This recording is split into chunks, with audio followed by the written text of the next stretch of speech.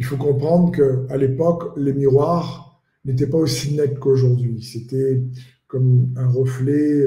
S'il voulait avoir un visage net, il fallait avoir le reflet dans l'eau ou quoi que ce soit. Ce n'était pas les super miroirs polis qu'on voit aujourd'hui. Et la Bible dit dans 2 Corinthiens 3, 18, « Et nous tous, qui le visage découvert, contemplons, comme dans un miroir, la gloire du Seigneur. Nous sommes transformés en son image, dans une gloire dont l'éclat ne cesse de grandir. C'est là l'œuvre du Seigneur, c'est-à-dire l'Esprit. » Alors, lorsqu'on regarde à Jésus-Christ, ce qu'il a accompli sur la croix, il est mort, ressuscité, comme il disait à Nicodème, il sera, comme à l'époque de Moïse, élevé comme le serpent sur le bois, le serpent de bronze sur le bois. Jésus expliquait qu'il fallait contempler, regarder à la croix.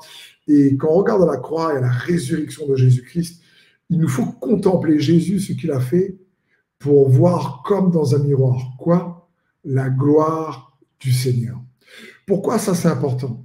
Parce que je vais vous poser des questions qui vont vous paraître peut-être rien à voir, mais vous pouvez me dire, ok, c'est important de voir la gloire du Seigneur, mais avec ça, comment je paye mon loyer? Comment je paye mes factures? Comment je paye mes courses? Comment ma relation va être restaurée? Comment je vais pourvoir pour les études de mes enfants? Comment je vais pourvoir pour mon travail? Comment je vais pourvoir pour payer ma voiture? On peut se dire, je veux bien contempler Jésus dans un miroir. Ok, sa gloire. Mais avec ça, comment je fais pour finir mes fins de mois? On a tous des besoins pratico-pratiques et parfois on n'arrive pas à faire le lien entre ce que la parole de Dieu nous dit et les défis des besoins pratico-pratiques de chaque jour. Pourtant, il y a un lien de foi énorme. Et c'est ce lien de foi-là que j'aimerais peut-être vous aider au travers de cette courte exhortation également. La Bible dit également dans 1 Jean 4, 17, voici un verset qui va nous aider, nous donner un élément de réponse à ça. Tel il est, tel aussi nous sommes dans ce monde. Donc, contempler Jésus comme dans un miroir, c'est quoi? C'est voir sa gloire. Et quand tu regardes à ton loyer et peut-être tu n'as pas assez pour payer ou te manque pour les courses, tu te rappelles que tel il est, tel aussi tu es dans ce monde. C'est-à-dire, ce n'est pas tel il était, c'est tel qu'il est. Donc, quand tu commences à prier, quand tu commences à méditer, quand tu commences à penser à Jésus-Christ, quand tu commences à lire sa parole, tu te dis, mais tel il est. Il est où? Il est assis à la droite de Dieu. Il n'est pas dans le manque. Il n'est pas sans finance. Donc, si tel il est, pas dans le manque, je ne le suis pas aussi. Et tu dis, Seigneur, tu vois cette situation économique dans mon travail, dans mes finances, je déclare que tel tu es, tel aussi je suis.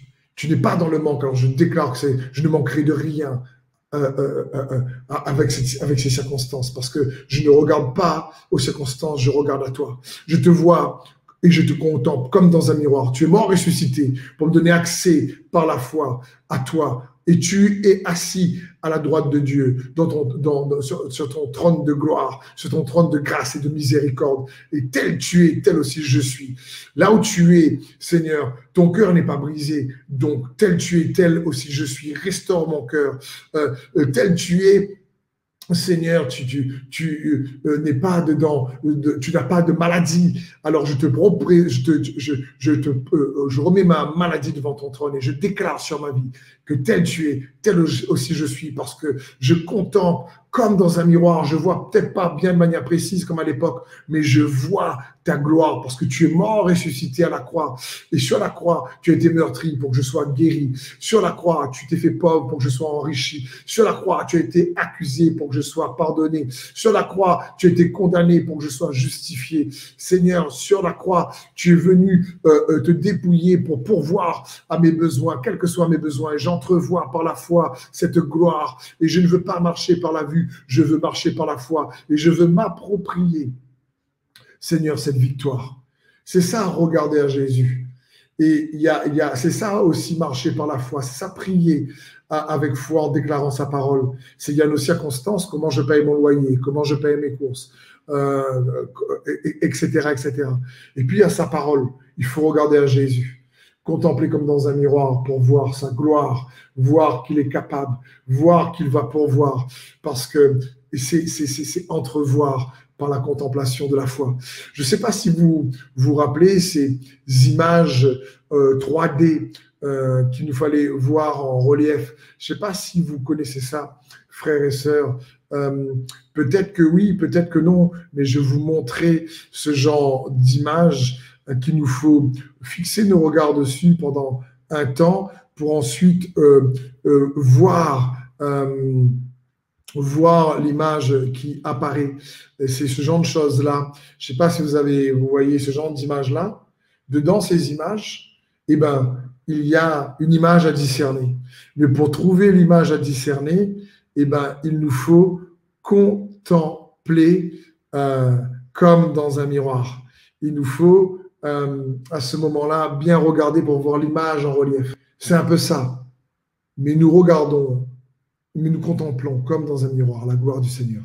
C'est en méditant, en cherchant, en déclarant, en regardant pas juste aux circonstances, mais à qui il est, comment il a pourvu, comment revenir avec lucidité, la sobriété de notre pensée sur ce qu'il est et ce qu'il a fait. Alors il répondra avec puissance à tous nos besoins. Et donc, je voulais vous encourager avec ça.